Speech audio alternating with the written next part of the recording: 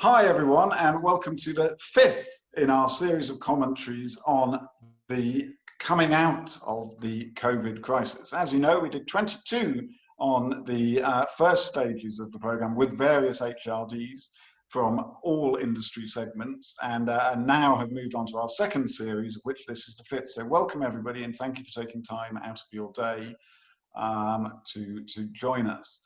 We're really going to be talking today about how we proactively understand and how we support the changes which are likely to occur to our businesses over the next months and years. What is permanent change? What is impermanent change? And really looking at it as well from an aspect of HR and finance professionals. So for anyone who hasn't attended before, what we do is no slides, conversation, and really trying to understand from an industry leader what impact they've seen and how they are progressing through COVID and into the new world. So today, I would like to welcome Kate Griffiths-Lambeth, who is the HRD of Charles Stanley, one of our leading financial services firms. And so welcome, Kate. Thank you very much for joining us today. Thanks, Tom. It's lovely to be here with you. Great. Now, for those who don't know, could you start by telling us a little bit about what Charles Stanley does? So what we know you're in financial services, but what areas do you focus on? Okay. Charles Stanley is one of the longest serving of the financial services organisations. It was founded in 1792, and over the centuries it has progressed from being what I would call more of a corporate financier into now being very definitely a wealth management business.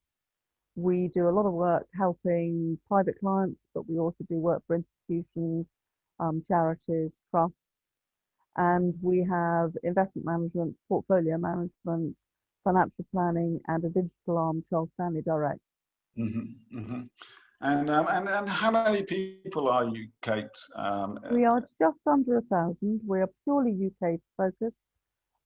So we've got an office in Belfast, a number of offices up in Scotland, and in total we've got 26 offices across the UK. Yeah, so UK focused business, fascinating. Do tell me, so what were you expecting during the changes to be, and what changes have you seen to your business during the last few months and coming up? Well, prior to COVID happening, we had said that one of our strategic objectives this year was to enhance our digital capability. So we did know that we wanted to be more digital, but I don't think we anticipated we were going to become as digital as we've had to become. So that for us is a good thing, because it means that we've accelerated the progress of what we wanted to achieve. And people are now much more comfortable using various forms of connectivity tools, be it WebEx, be it Microsoft Teams, be it WhatsApp. But at the same time, we've had to adapt the way that we're working. The average age for our clients is over 60. Mm-hmm. So quite a high number of them have been in the vulnerable camp. Mm-hmm. And haven't been able to go out for meetings, haven't been able to see people face to face, but we've had to continue providing a service to them. So we've had to find ways of being able to connect with them that they are comfortable with. And that initially has been a challenge, both for people on our side, because clearly some of our people weren't used to using those kind of tools, but also being able to teach a client how they can access their portfolio easily, or discuss the financial planning aspects that they need to do for the near or longer term. I think we're probably fortunate because we had Charles Stanley Direct, so we already were quite digitally native in part of the business. And so the skills from there, we've been able to populate to elsewhere. So one of the things that we have been able to do during this period is we have significantly increased our brand awareness. Mm-hmm. By using a multitude of different channels. 7 months ago, I think the idea of Charles Stanley having a number of things on YouTube wouldn't have struck you as being the obvious thing for us to be doing. But now actually it seems quite natural, and there's a large number of things that we have posted that we think are useful and will help people going forwards. We were quite conventional, for example, in the way that we were recruiting people. We, going forwards, will probably no longer have a first interview face-to-face in one of our offices. We will do, we think, all of our initial interviews using WebEx and meeting people on a screen. It saves people the time and cost of having to come into a location. It gives the recruitment team more time to be able to see a larger number of individuals to then come up with a better shortlist. So there are things like that where we've already factored in improvements. Same goes, for example, to our financial planning arm. They have found that actually many clients are extremely comfortable speaking using WebEx or some other similar connectivity approach and don't mind discussing quietly from the comfort of their sitting room their financial concerns, plans for the future, to then receive suitable advice from us. Going forward, financial planning will offer you two different options. If you want to meet face to face, yes, of course, they'll get in the car and they'll come and see you, or you can come to the office.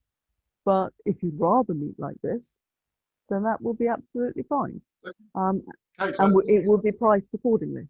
Kate, I'd like to pick up on a couple of those in a bit more detail, because actually, you know, you're speaking about these things as if they're kind of easy and inevitable and all this stuff, but actually you're talking about a population of people who are not digitally native, who are, I am assuming, used to a very face-to-face kind of service. And indeed, part of the kind of service presumably is demonstrating through bricks and mortar and all this stuff, the establishment of Charles Stanley, and trying to convert those customers to working online must have been quite an interesting journey for the service providers themselves. Well, in theory, what you're saying is correct. In practice, actually, most of us are more digitally capable than we've necessarily been within the workplace. So a lot of families were keeping together, for example, by having Zoom meetings and running family quizzes. And so that's multi-generational. Once you're used to doing that, it's not that difficult to take the step from talking to somebody in the family to then talking to a professional advisor. So the societal change, because of being in lockdown, being in the environment that we've been in, has actually helped organizations like Charles Stanley or others within financial services, because it's become a more comfortable way of communicating, because increasingly people are doing it as part of their lives anyway. Yeah, I think that's very interesting. So they're learning from one side of their life and applying it to their professional advice as well. So that's serendipity as far as we're concerned. I'm really interested in what nearly all commentators have been talking about, is that what they've been seeing is actually an acceleration of trends which they knew that they had to do, and activities which they knew were going to occur, but have happened in kind of lightning speed and been accelerated by the COVID crisis. I mean, an example is, of course, our doctors and the way they are offering their advice and consultations online, something which we felt was impossible. And you know, if you look at the NHS figures, they were talking about doing that in 2028 or something like that 8 months ago, and now it's nearly all done that way. And yet everyone knew that was the trend. And it seems to me that actually what we're seeing is a real acceleration of stuff which we knew had to be done, but was kind of insurmountable or was taking a long time, etc. Is that something you recognise? Do you think people are working faster than they did? I think people are embracing technology faster. You're quite right as far as the doctors are concerned, although of course there was the trial within certain boroughs of London using Babylon. Before that then got rolled out, and we as an organisation were offering Babylon as an employee benefit, to say that if people wanted to speak to a doctor via telephone or online, they could. Yes. Because for us, that was going to be beneficial. I think a lot of sectors are learning from others, and I think it's really important that we share knowledge. If you think about financial services, in some parts of the world, the digital offering has been better than the bricks and mortar. So if you think about Africa, mobile banking was in there as a mainstay, much more so than having a branch in all the different towns and villages. Yes. Because there just wasn't the transport links, there wasn't the ease of getting to a bank, and so mobile seemed the most sensible way of doing it. Yes. So and there's also, I mean, one of the other trends I've seen in moving to more digital channels is actually there's a greater level of trust often of a digital information over information which is provided face to face. So, for example, people are used to now checking their bank statements online, on their phones, etc., and they trust that figure. Whereas if they phone or speak to the branch member, which previously was seen as likely to be more accurate, etc., actually they're less trusted, because it's kind of, are you sure that's my figure? I thought I had some more or something like that, or I thought my balance was different. But the actual facts are coming from a digital source. And I wonder if that applies to wealth management, actually. not so much. Mm-hmm. I think that people, if it's a small amount of wealth that they want to invest, feel comfortable about putting that onto a platform themselves and managing it. Mm-hmm. Once it becomes what's going to be the mainstay of their investment to support them in the future, or their retirement fund, or they've sold their business and it is the investment that's going to be the legacy for the children going forwards, or the investment to buy something else, then actually they now start to genuinely want to speak to an expert.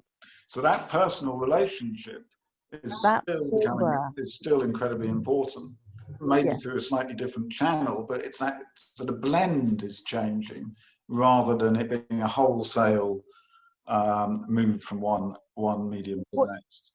What you will notice, though, is that individuals are much more savvy, because they can go out and they can look at things online, they can Google terminology, they can look at stock price movements and see graphs and discuss in better detail, having done some research before they speak to their wealth manager or their financial planner or whatever. So that's something that I think not all financial services businesses had appreciated. Mm-hmm.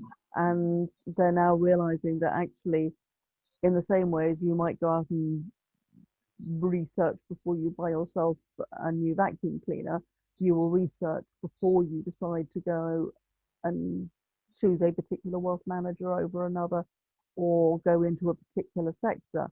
And the other thing, because we're all much more connected and because news travels faster, we're seeing momentum building for different activities much faster. So ESG investing, mm-hmm. that really has ramped up over the past 2 years.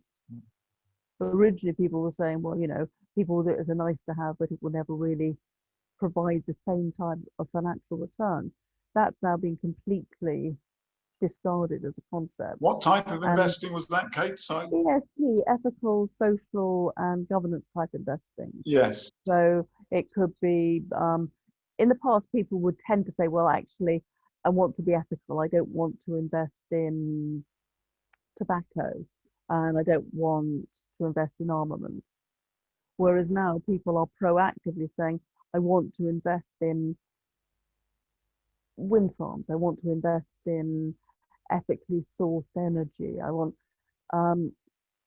and people are researching that and coming with ideas themselves, because there's a lot more information out there for people to be able to read and understand. And there's also a lot more groups that are advocates that are proactively going out to the public to raise awareness. Well, that's really interesting. So our customers are becoming significantly better informed, yes.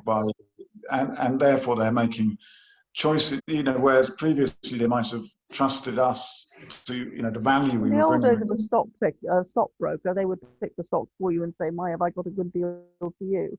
Now you'll find customers saying, I'm really interested in doing something in hydrothermal or whatever, because they've been reading about it.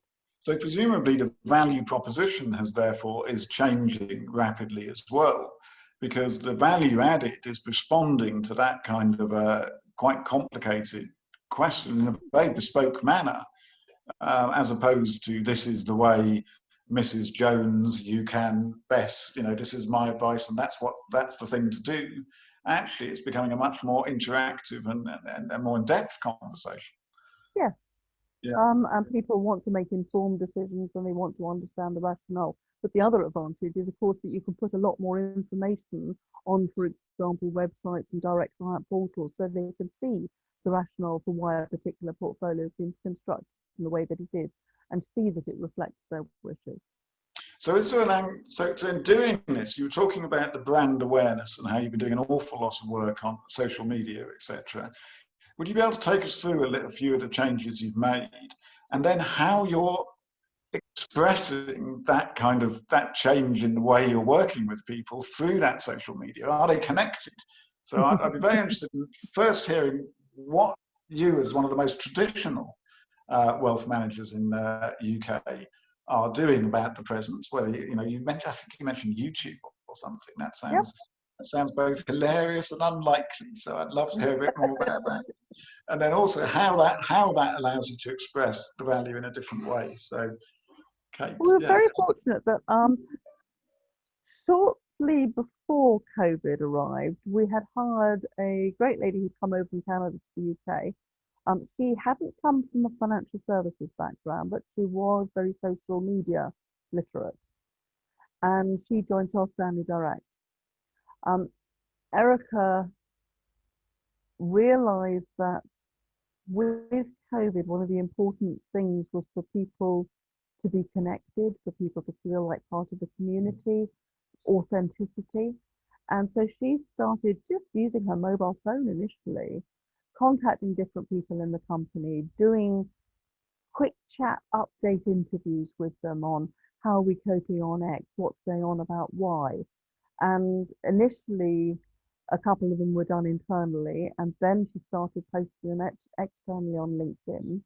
And then it very clearly showed that people were interested because they were getting a significant number of hits. So we then started creating them as videos and posting them on YouTube. And at the moment, she's busy doing her journey as an investor, because not coming from the investment industry, she'd always been slightly reticent, but she's managed to get herself into a situation where she's paid off her credit card. She's actually got a little bit of cash that she can invest. So she's now publicly sharing her journey on YouTube on how do you start being an investor? And everything from what kind of things should you be looking at, what kind of things should you be careful about, what kind of advice can you find, where can you find it, and not just within Charles Stanley, but the broader arena.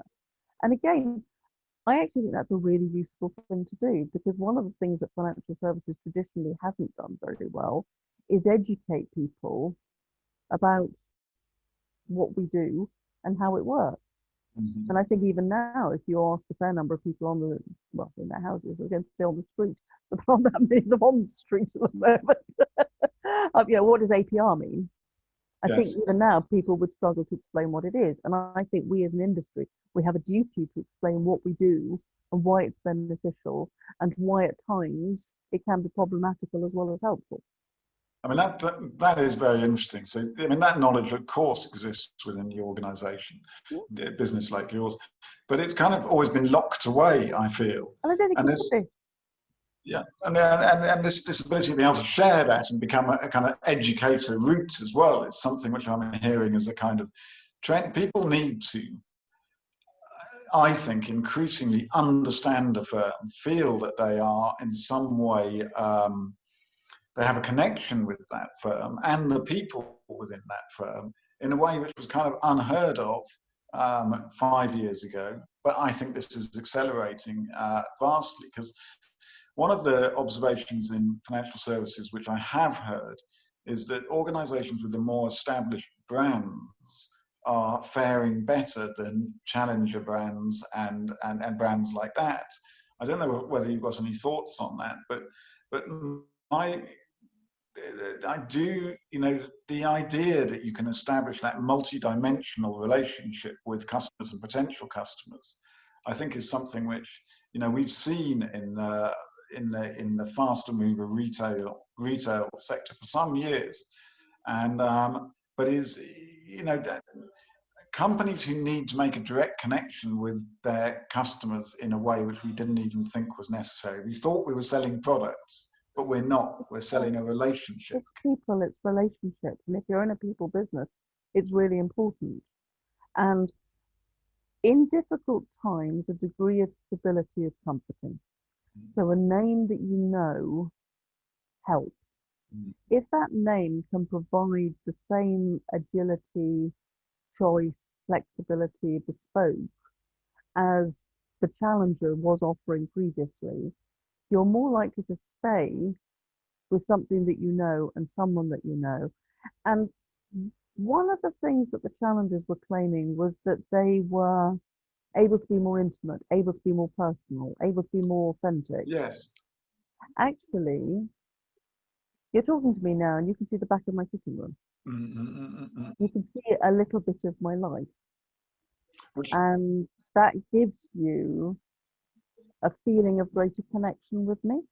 And I think that the way that people are now communicating, using WebEx, using Zoom, using Slack or whatever, it's actually giving people a slight glimpse into lives. Even the suddenly having the dog barking at the postman. You realize this is a person, they've got a life and keeps the dog. Or I had a situation where I had a half-naked son suddenly walk behind me to go and get a drink whilst I was having a discussion with some people. And there was a good Lord, you know, you've got a half-naked chap behind you. I chair an internal project that's looking at what's the workplace of the future going to be like for Charles Stanley. We sent out a new pulse survey to people just today to find out how people felt about where they wish to be located in the future. Nearly 70% of Charles Stanley staff said that they envisage, at least for some of the time, and for some all of the time, being at home, not at work. If you are a manager and you've got some of the people in your team at home and some of the people in the office, you need to be able to run team meetings where you've got people in different locations. You need to be able to help people progress their careers. You need to be able to help people develop their strengths. You need to understand how and where people are struggling without physically being behind them and looking over and saying, hey, hang on a second, let me help you with that. So we on the HR side know that we're going to have to better equip our managers to manage in an environment that they weren't used to previously.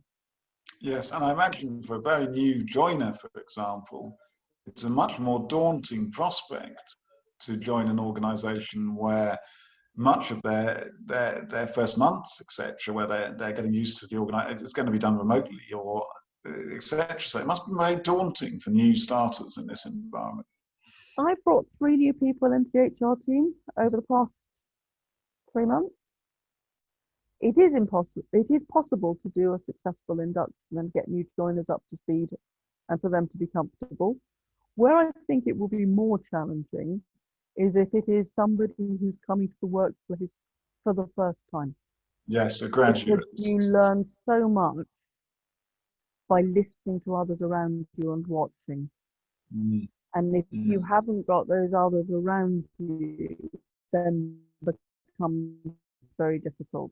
You can almost, you know, you're not, so that you could keep it open all the time and say, hey, hang on a second, what button do I press to do X, or what kind of things should I be doing to do Y? And somebody else could immediately respond to you.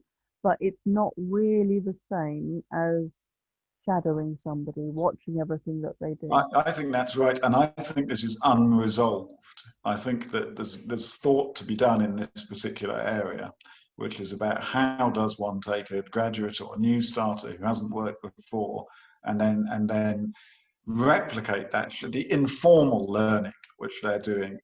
And that I don't think anyone's properly, we haven't really come across it. We're in September now, so there's a lot of new joiners to organisations. It's the first time we're really tackling it cross industry. And I think there is a significant amount of work to be done there on tools and techniques, because it's not easy. It is daunting, I think, for these young starters. But I think that the young starters managers are going to have much better mentoring and coaching skills to be able to start having the kind of conversations and to discover which bits people are finding challenging. It may well be that for a manager, it would be required for a period of time that actually you do go into an office to get somebody up to speed as you're expanding your team. And when you and they are comfortable, then you both are working remotely more frequently. As you say, it's early days, but we know that this is going to be one of the areas that we're going to have to make sure works, because it's not fair on anybody if it doesn't. Yes, yes, and that is industry-wide. People are saying that particular area. I think also to some businesses, the one of the other pinch points is really in the kind of sales teams, where they are used to the energy of being together, and then replicating that energy is proving difficult for some of the other financial service organisations. Same goes for some of the creative teams, where they like bouncing ideas off each other and brainstorming to come up with something that they think is an optimum offering. Yes. So there are certain areas where bouncing ideas physically off people. And I'm part of our executive committee. I know that our CEO has found it easier to have executive committee meetings where he can physically see people's body language, see whether they're leaning back from the table, have got their arms crossed, to judge how a discussion is going and whether they're warming to it or not, which is a lot more difficult to tell on screen, particularly as a fair number of individuals will try to keep their camera off. Yes. It may be because they've got a household where they've got a lot of people draining on the network, and therefore having no video gives them better audio and they can hear. Mm-hmm. But if you can't physically see an individual, it is difficult to assess how they're responding to what you're saying. Yes, really difficult. I think that's absolutely fascinating. I mean, I've learned a lot from talking to you today, Kate. Thank you very much for your time. I've added to my work list a couple of things, actually, and to the latter part of the conversation. And I'm going to be trying to address in future webinars the thought process, the thinking around young starters and how one supports them, etc. I think that's really interesting. I think the body language part is also fascinating. We have been told for years 80% of our communication is through body language. So how are we going to replace that? So those are two added to my work list. And I hope everyone else who joined us, thank you very much for joining today and taking time out of your day. And I hope that you've learned as much as I have from speaking to Kate. So thank you very much, Kate. Thank you. It's been a real pleasure being with you. Take care. Look forward to seeing you all on future webinars. Thank you. Bye.